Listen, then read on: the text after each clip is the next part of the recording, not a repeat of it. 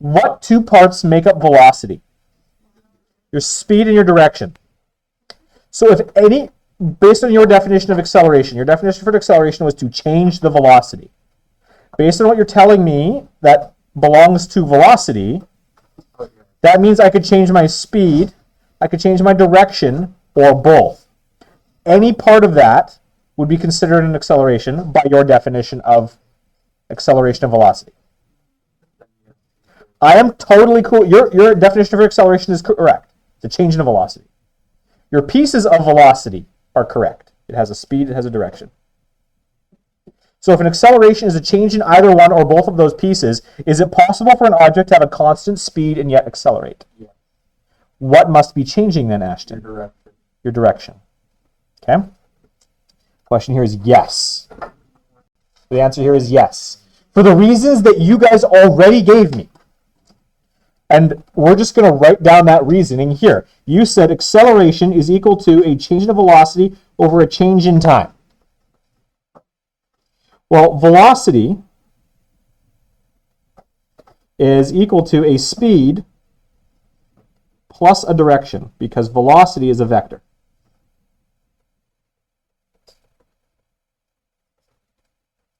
So an acceleration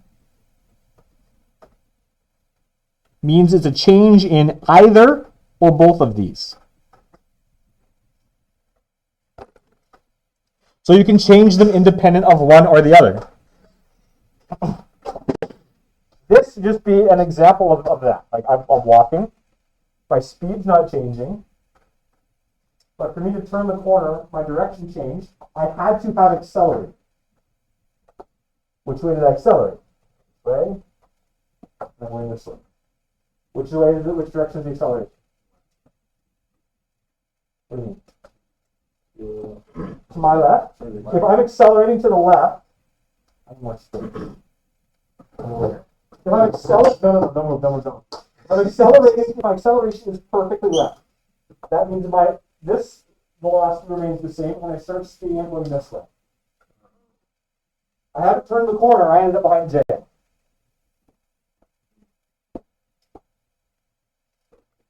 I'm walking this way. I want to turn the corner. Oh, I didn't have, it's not constant. I'm no longer going that way at all. I'm only going this way. Oh. Those are awesome socks. How did that happen? Not the socks, my turning the corner. But which way?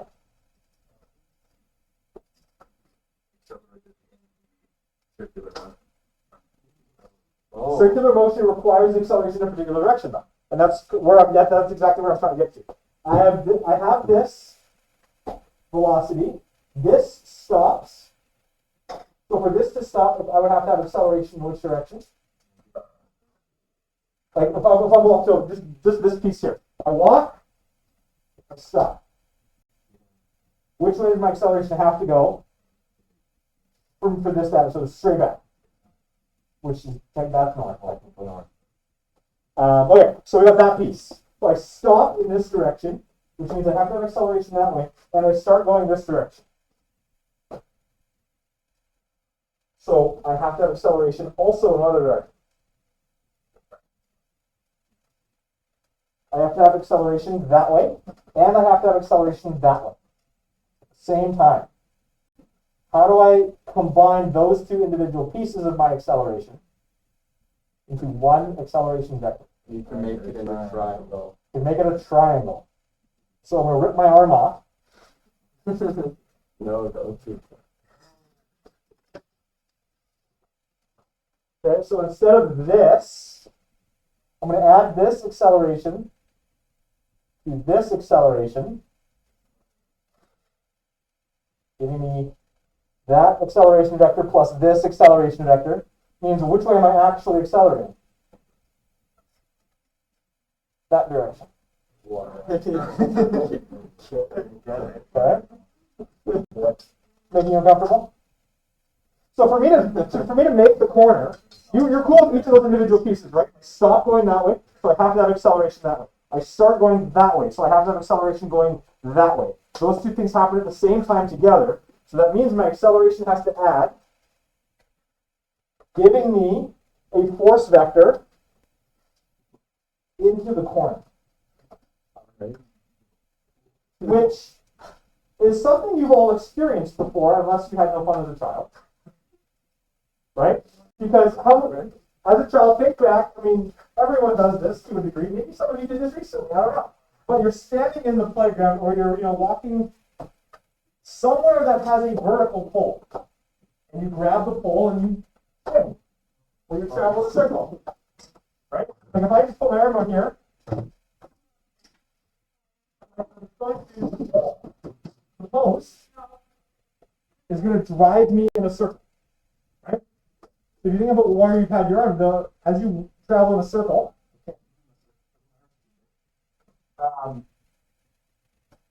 the force is always which direction? Sorry? That works? Because the force, to keep you in the circle, you have to hang on to that pole. You're pulling yourself towards the pole constantly while you're trying to walk away from it. You've experienced, how many of you have not experienced this? If you're saying, oh, you need to go hang out at the playground in Abbey Middle, we'll have a pole. Do you walk home? No, thanks. He's a sign home. I don't know. It's a little Alright, weird. we should go. We should just go outside. Hanging out. So the circle, I mean, kind of makes sense. It's the corner pieces that get people weirded out. But it's the same idea. This corner is just a small part of a circle. So in order for me to make the corner, I have to have an acceleration into the middle of the corner. And that is the fundamental basis for everything that we've got going on here. Okay? For an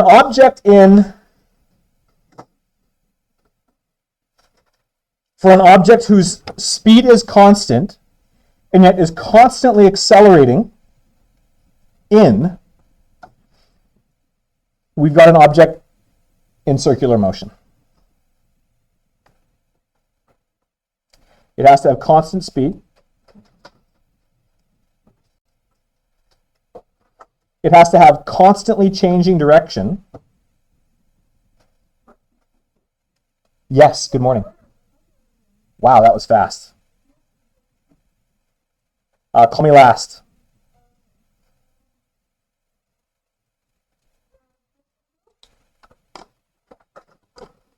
So this object, for it to turn the corner, like even if ignoring the rest of the circle, for this object to turn in, it has to have a force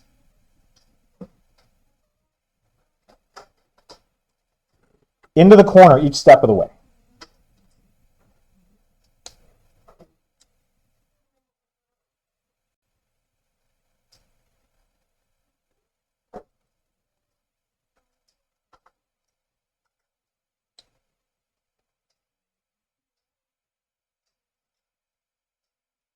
I could prove it to you using, well, we already did the vector addition stuff.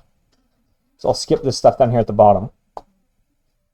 We cool with this idea. Okay, flip the page.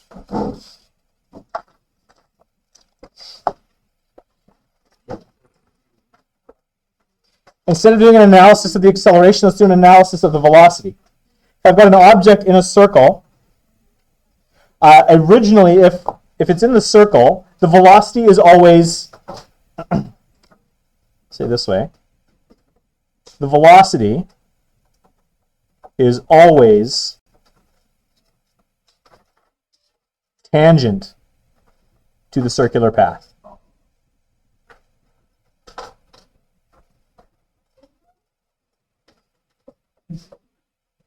Okay?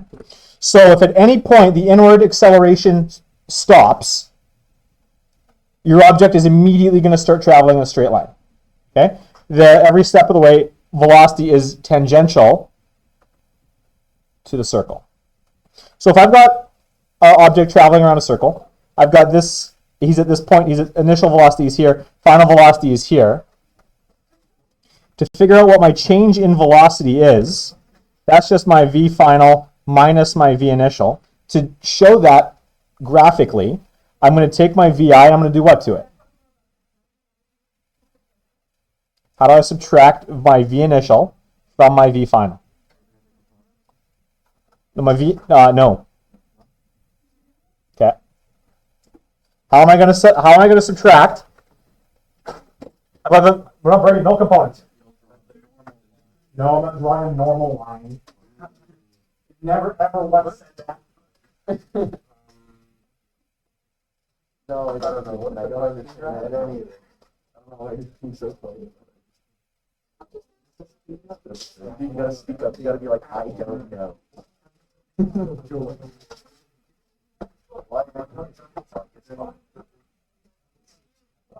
Sorry, wait, sorry. Okay, how do I subtract vectors, guys? Anna, how do I do it? How do you subtract?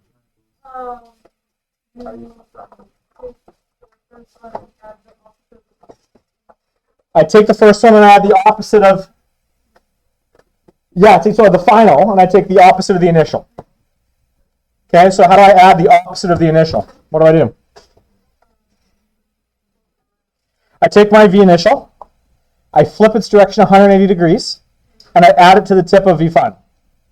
Okay, because V final is the same thing as adding the negative of V initial, and the negative of V initial is just a vector that's flipped 180 degrees. So I got something that looks like this. It's relatively easy to draw. I just flip it and I draw a parallel line to it that ends right there. And then the resulting vector goes from the tail of V final to the tip of my negative V initial. Oh, look, my change in my velocity, my delta V, has a direction. My direction's which way? Into the middle of the circle.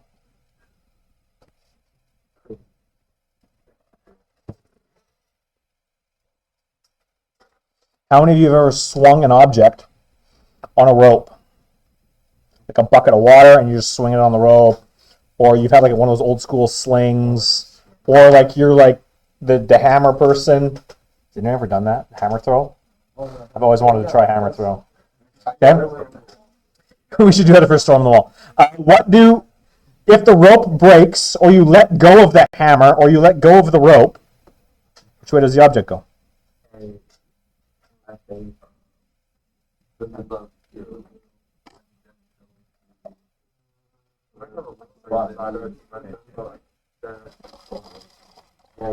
It'll leave on the tangent. What I said before should be true. Yeah, it should follow that tangent. But your experience with it might not look totally the same of that. Like Joseph and Garissa Hill, you guys both said kind of either a little bit of A, maybe somewhere between A and B. So I can tell you this all I want. Oh yeah, the velocity is always tangent to the circular path. And so then we get to this section and we're like, okay, so how many of you have actually done it? You're like, oh yeah, I've done it. How does it work? Well, it's A. The math says it's got to be B. The rope breaks, you let go of the hammer. That means the inward force has stopped, and so your object has to be going on that straight path. So how does this kind of thing happen? In what circumstance are you seeing? Because A definitely happens. A absolutely happens in a certain set of circumstances.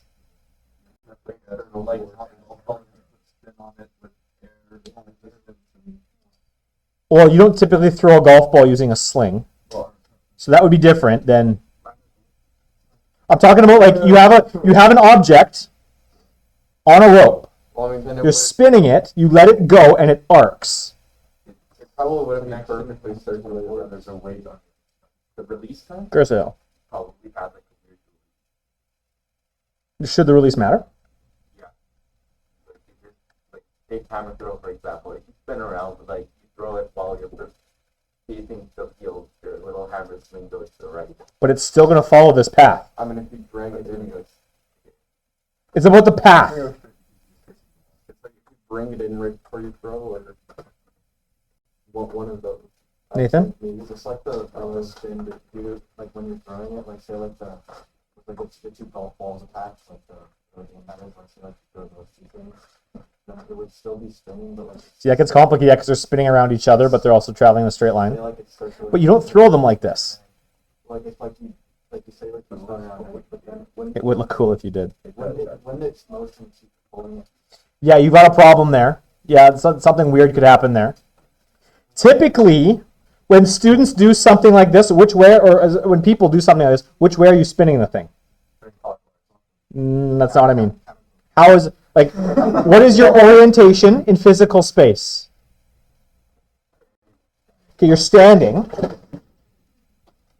and you're spinning like this, or are you spinning it like this? No, it absolutely matters. Don't say either or. If you're spinning it like this, and you let it go, this should absolutely happen. But if you're spinning it like this, and you let go, what's going to happen? Gravity is going to start to act. And so when I say, yeah, B has to happen, when you're swinging something like this, and there's lots of, this was the first place my mind went to when I'm throwing something. In a circular, it's the rope, it's the thing on the string rather, and you let it go, and of course it's going to arc. Well, why is it arcing? What does it become as soon as you let go of the rope? A projectile. And projectiles always follow a path. What kind of physical shape? Starts with a P. Parabola. Okay? This looks parabolic. And so when you see this, okay, circular motion, object on string, yeah, I throw it and it curves. Those are two separate scenarios. Because doing this, or like this, whatever. Why would you throw it like that? I don't know. As soon as you let go, it should go, yeah, it could be cricket. That's exactly what you're doing in cricket.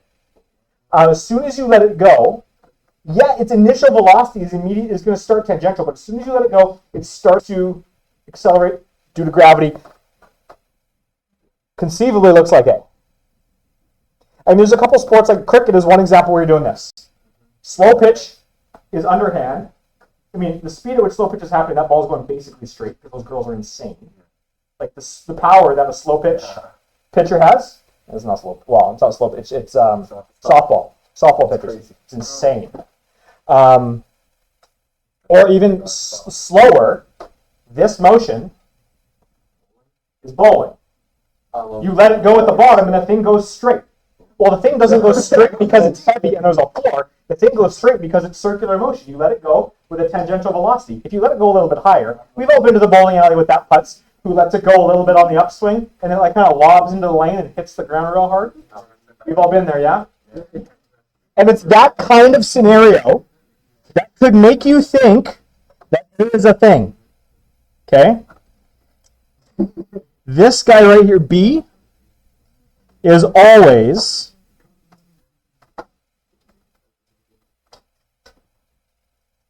the initial V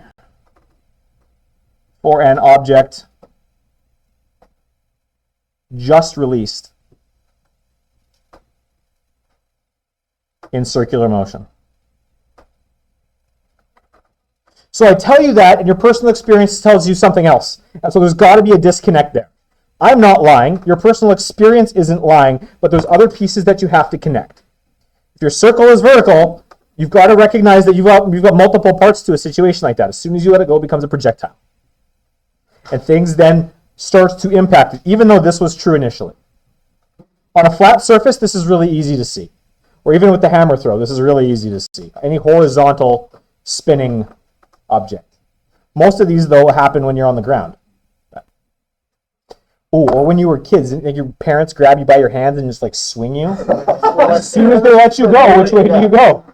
Right, but you're little for a while. Just spin. You ever have those things in the playground where it's like the one oval, that you sit? Okay. So flip the page. Let's keep going. We could go bowling for a year and just play line. Bowling is fun. Bowling is very. So you're not holding out for playing anymore, Ashton? Honestly, if we can go bowling is actually so fun. Okay, so why is it that the acceleration is inwards and the push quote-unquote push you experience. So here you are in the driver's seat, those of you who have your driver's license, or here you are in the passenger seat for those of you who don't have your driver's license. What? We're good? Okay. Why does it feel like when you turn the corner that you're getting flung out? Or if you're in a convertible, you take the corner really, really fast, passenger's not wearing a seatbelt, there they go. Okay? Garcia. Inertia. What is inertia? It is an object's tendency to continue in the motion that it has. So the larger, we've talked about it already when we talked about momentum. The larger and faster an object is, the harder it is to change its motion. The more momentum it has, the harder it is to change its motion. That the ability or the amount of motion it has is inertia. So the reason, even though the acceleration is inwards, the reason you feel like you're being pushed outwards is not because you're being pushed outwards, but because someone's grabbing you by the hips and trying to pull you in while the top part of you is trying to continue on a straight line.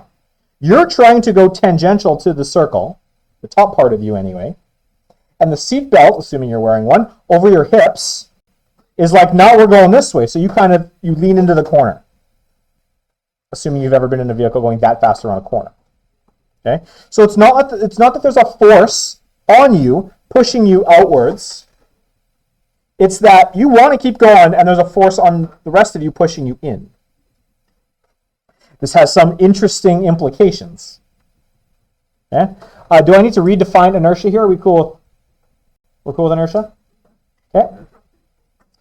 From the point of view of the driver wants to continue in a straight line. To make this happen, there has to be a force on the driver. Typically, the friction between your butt and the seat. If you're going fast enough, or if you're in one of those kinds of cars, the seat is generally molded to you. If you're in a sports car, there's a reason why you kind of sink into the seat and it's pretty tight around you. Because in order to make that corner, it wants all of you to make that corner. So it's going to start pushing on your shoulder as the car makes the corner, right? That's why sports cars have that kind of seat. Seatbelts, they don't, not perfectly, because you will go for a little bit and then the seatbelt will restrain you. The seat is designed to guide you. That's why sports cars have such confining spaces. If you guys ever have the opportunity, assuming it's ever back, go to the International Auto Show in Vancouver. Whether or not you're a car person, sit in some of these exotic cars. Like, I thought I wasn't a very big person until I tried to sit in a Porsche. And I couldn't get my legs in comfortably because it's just so tight and cramped. Well, Porsche is a high-performance car. The Porsche 911 is what I was trying to sit in. High performance, very tight, very constraining. The reason for that is this. They expect you to do stuff like this. Other implications of that are this. Okay? You're in a plane. The plane starts to go up. So you rise with the plane. Any even interested in aviation? We're interested in aviation? Okay, cool. So a pilot does one of these a little too aggressively. What happens to the pilot? No, further. Pilot goes up, even into let's assume he's going up into a loop. The pilot does this very, very quickly. What will likely happen to the pilot? Pass out. Why?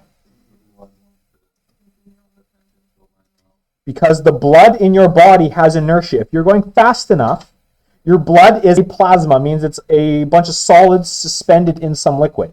You give even something as small as your blood enough speed, it's going to want to continue in the path that you have it on. So, where's my red pen? Let's draw some blood. Okay, I'll put a bunch of blood dots.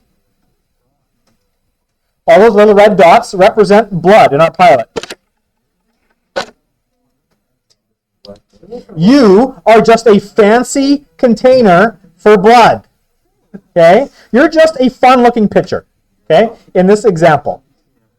You are sealed so that when I tip you over, the blood doesn't pour out. But you're just a fancy pitcher for a bunch of blood. So, when you, the object on the outside, spongy pitcher that you are, moves rapidly, blood being a plasma, not water, blood is compressible. Blood is going to want to continue to go in a straight line.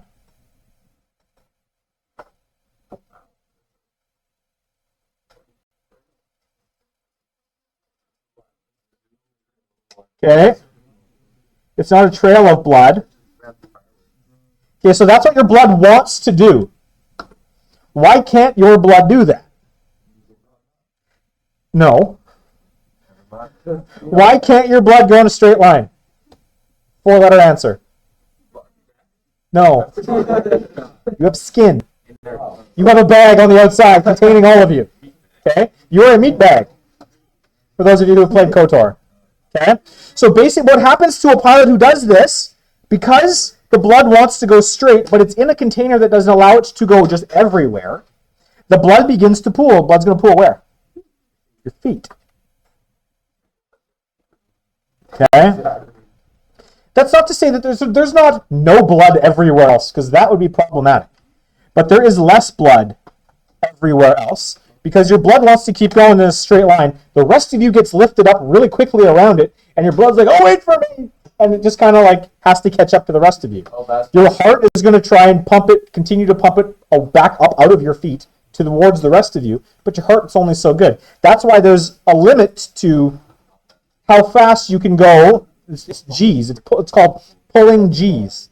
There's a limit to how many G's you can pull. Not every one of you has necessarily been in a plane where this has happened. More likely, you've experienced something like this on a roller coaster. Anyone ever passed out on a roller coaster? Has anyone ever passed out on a roller coaster? Has anyone known anyone to pass out on a roller coaster? Carl, you've known someone who has? Without naming names? Who? What's your relationship to this person? Just a friend or a family member? Sorry? Guy or girl? A guy. Are there any known circulation issues? Okay. So then we don't necessarily know any reasons. But this happens. This can happen to people. Different bodies are able to handle different amounts of G's. I mean, if you look at them up on YouTube, there's all sorts of videos of people, they get launched up, and they're going, and all of a sudden they're gone. And then they come back as the thing is on its way back down, and then they're out again as it launches them back up. I mean, there's different things that can cause that kind of thing, but if especially someone who's got bad circulation, this can be a contributing factor, yeah. Like in the wars or whatever, didn't people I don't want to say cut off their legs, but didn't they get like metal legs so that wouldn't happen? They got G suits? No. They got G suits. What did the G suits do? Yes. So fighter pilots, to combat this, fun application of physics, to combat that idea, Joseph, you're absolutely right. They developed something called a G suit. And the G suit is designed, it's super tight. It's designed to compress your legs, to prevent, it's like being hugged the most aggressive way possible, all over you at once. It compresses your legs, even if you wear compression socks, athletes, I don't know if you have. It's more aggressive than even that. It's designed to squeeze your leg. If your leg gets squeezed, less blood is allowed to flow into it. It means they're trying to do everything they can. The blood's trying to leave your head, but these compression suits are giving you less space and veins down there. Obviously, the compression suit doesn't go around your head because that's where we want the blood to stay. So the compression suit is designed to prevent the blood loss from your head and core. Burst the blood vessel if the pressure is too high and you're like, probably. I don't know. Theoretically. Let's try it out in class. But that technology increased the G's that we could pull in an aircraft, allowing for jet-powered flight, especially for a jet fighter. Before a jet fighter, a propeller plane couldn't necessarily pull the kinds of G's that would knock a person out like this. Realize that one. But as you up the ante, as you up the speed and the G's that you're pulling, for those of you who are interested, just anecdotally interested in science, there's a YouTube channel I would encourage you to follow called Smarter Every Day. This guy, I don't know how he gets away with the things that he does, but he got into a a Thunderbird, like the F-16s. He got a ride along on the Thunderbird and pulled some of the maneuvers that they pull.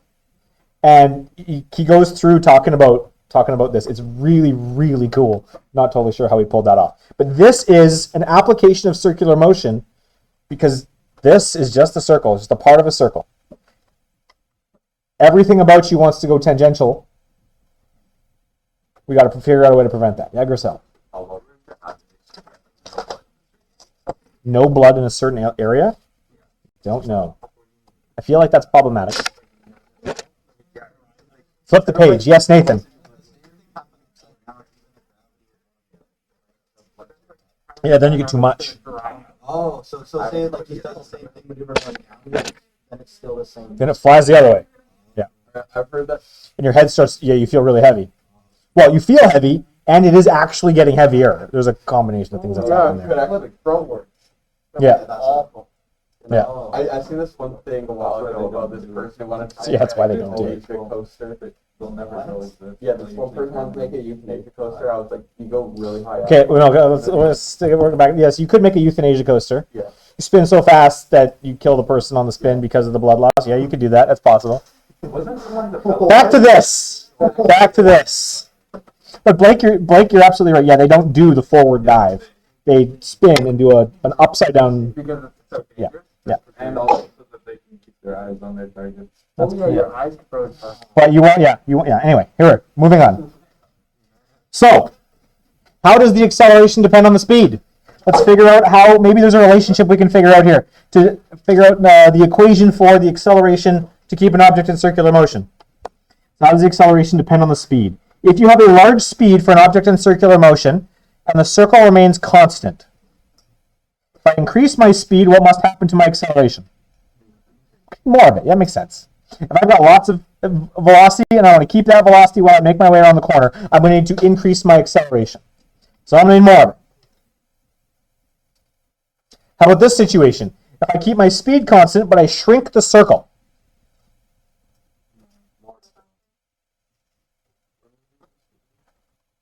I need more. Okay, so there's two pieces of this. We know that acceleration is proportional to the amount of velocity that you have. Okay, more velocity requires a greater acceleration. I shrunk my velocity though. Sorry, no, lies. I shrunk my radius of my circle. That's the thing that we care about. So we say that acceleration is proportional to what? It's not directly proportional to radius because my radius is shrinking. It's an opposite relationship. More. Yes, actually. It's proportional to 1 over my radius. Whoa. Well, how is it proportional to 1 over my radius? Let's look at the units. We know that acceleration has to have what units? Meter per second squared. Okay? We know that acceleration is proportional to velocity over radius based on my arguments from up here. What's the units for velocity over radius? Meters per second per meter. That doesn't make sense. So what do we got to do to tweak this? I want to end with meters in my numerator. And I want seconds squared in my denominator. So what am I going to have to do?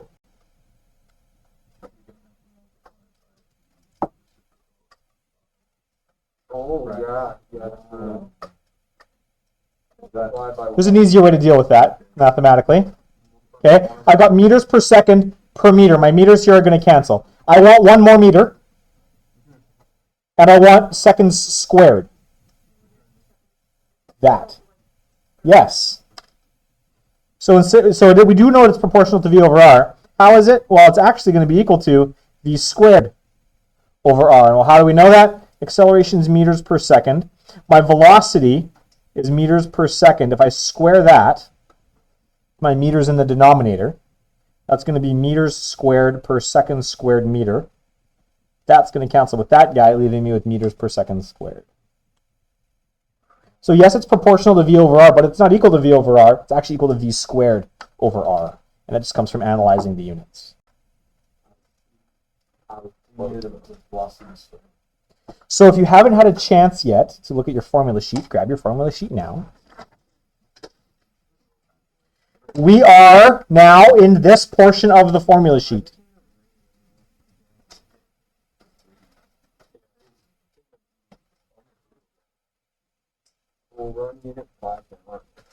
Okay, we are in Unit 5. Circular motion and gravitation. This formula sheet isn't super well organized because the circular motion stuff is here, the gravitation stuff is up here and up here. We're going to come back to that. But this is the stuff that we're going to deal with in circular motion. Just so you at least know where to look when you decide to forget everything on a test. Okay, flip the page. Here we go. Let's do some stuff with this. So, for an object in circular motion, the acceleration is equal to v squared over r. That's the magnitude. The direction is always which way? For an object in circular motion, the direction is always in. Even if you're only dealing with a part of a circle, like a corner on a road is just a part of a circle. It's always going to be towards wherever the center of that circle will be located. For an object in uniform constant speed, circular motion, we can say that for an object making one complete loop around the circle, its speed will be equal to the constant ratio of distance over time. Makes sense, yeah?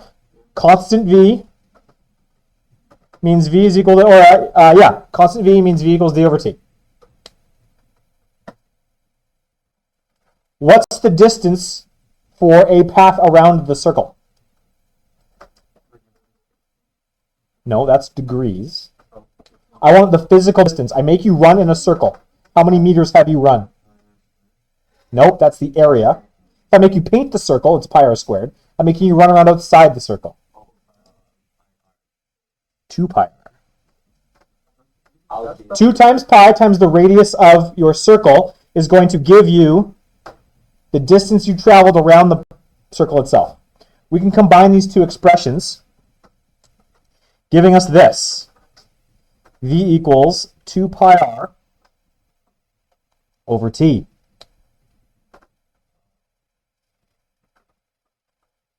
So we've connected your speed, the distance around the outside of the circle, and the time it takes you to make that run.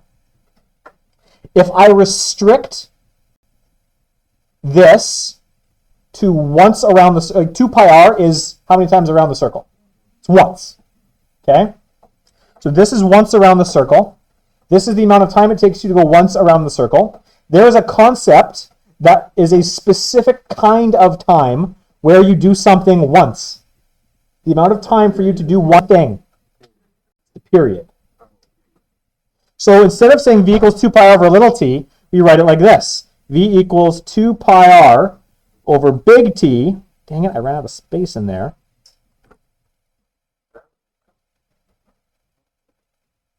Where T is equal to the period. I'm just going underneath, yeah. Time for once around the circle.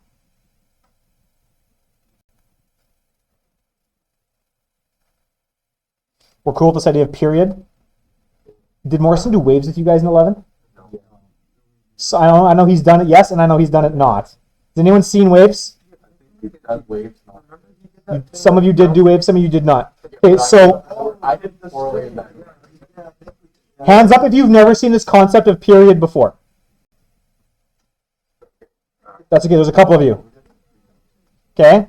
So all you need to know, your period is just it's a specific length of time. It's the length of time for one thing to occur. Okay? So it often shows up, the reason I ask about waves is because it often shows up with waves. How long does it take for the wave to go up, go down, come back up again? That is one cycle. Or your period for a Ferris wheel. The amount of time it takes you to go around the Ferris wheel once. Or a record player, for those of you who know such things. Or, whatever. There's lots of things that happen once every length of time. There's a reason why we call the unfortunate hormonal change that happens to women a period, because it happens periodically. That's the reason we call it that. Okay? So for those of you who have never had the concept of the amount of time for one cycle of something being a period, that's all it is. Okay?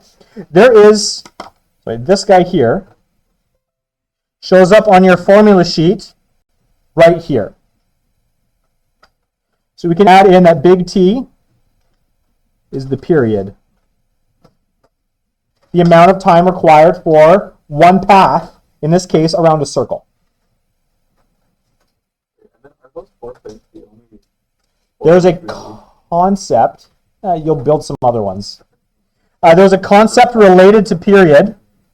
Does anyone know this concept related to period? Frequency is directly related. Well, you looked at the thing. No, that's the one that. Oh, you did actually remember that? Yeah. Okay. So, T. T is the period. The number of seconds for one event. Okay? That's the period. Well, sometimes that's not as useful. Sometimes the thing that's more useful is the number of events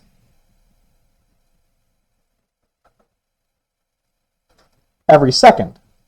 So in saying I got the number of seconds for one event, the number of events for every second is the direct inverse of that. We give that thing a name. No, those are the units. We've already named it. It's frequency. F, little lowercase f, is frequency.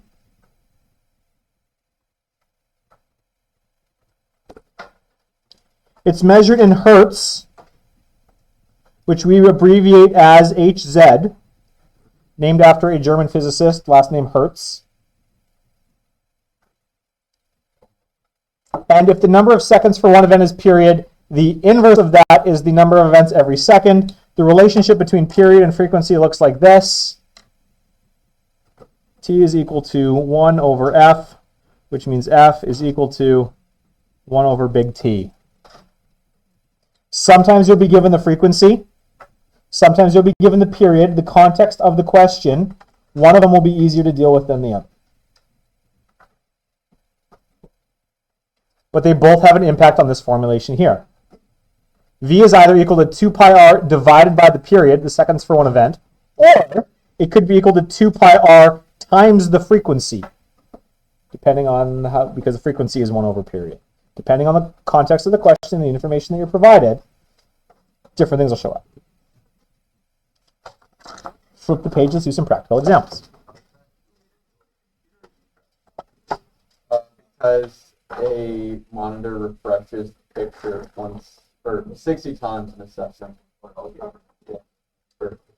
So it's the number of events per second. 60 hertz is it's brand new screen, 60 times every second. Or if you have a high performance television, it's 120 hertz. Though that's different. That's frames per second. Frames per second is different than the refresh rate on your TV. Okay, here we go. Back to, did that answer your question? So yeah, there's a direct connection between those concepts. Here we go. An object is moving at 4 meters per second in uniform circular motion. This is the new buzzword. Uniform circular motion. Tells you that acceleration is inward and that speed is constant.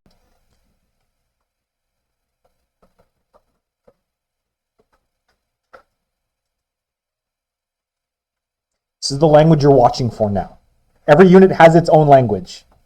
Frictionless implies a whole bunch of things. Constant speed implies a bunch of things in other units. This unit, uniform circular motion, implies constant speed. It accelerates at 2 meters per second squared for 3 seconds. We want to find the final speed of the object and the distance traveled. This 2 meters per second for 3 seconds is doing what? What is it responsible for an object in uniform circular motion? Nathan? Pulling it inwards. So that's changing what aspect of the velocity? The direction only. Because we're in uniform circular motion, the speed must be constant, so this acceleration is only changing the direction.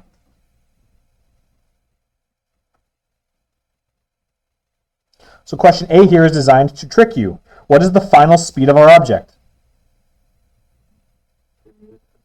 Nope. Why, Nathan? Is it 4 meters per second?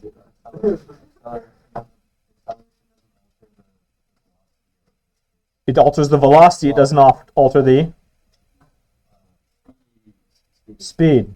For an object in uniform circular motion, speed is constant. So my final velocity is the same as my initial velocity. 4 meters per second. It is a trick question designed to get you.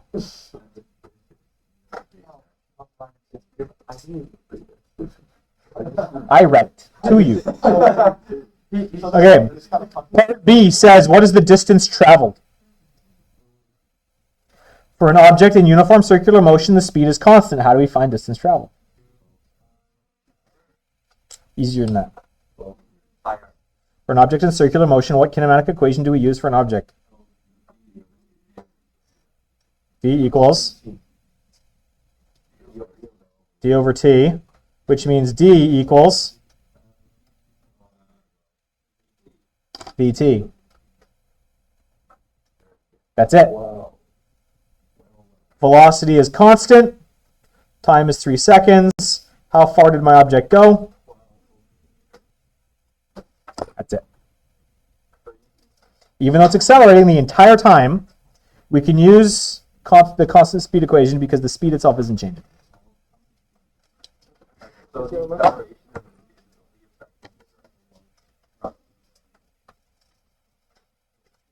That is the whole point of everything I've been trying to argue with you for the last hour, yes. Almost hour, yes. Okay, so uniform motion, we have a strange, like this is different. This is from everything we've done before. We've got an accelerating object not changing its speed. So because of that, these kinematic equations are no longer going to be useful to you. Okay? There is a set of equations that are dedicated to uniform circular kinematics, the motion of an object in circular motion. These are the ones that we're going to be dealing with here. They're all on your formula sheet, though in different locations. A equals v squared over r and v equals 2 pi r over t are both on there. The other thing that we could add to your formula sheet is the relationship between period and frequency. Should you want to? I'm going to put it over here because that's where I've got space, but put it anywhere in the circular motion section. The idea that little f is equal to 1 over big T is a useful thing to remember. Frequency is equal to 1 over the period. If you had done waves and optics in Physics 11, I would expect you to remember that. Which is why up to this point, I've never put it on the formula sheet before because we just typically, you're like, oh yeah, we've done it before. But now that there's enough of you that haven't seen that in Physics 11 for whatever reason, we'll toss it on here. And I want you to play with this stuff.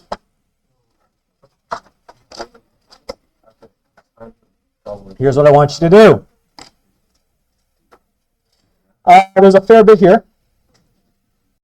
And you're going to ask, why didn't I just write 1 to 9? And I have a reason for that.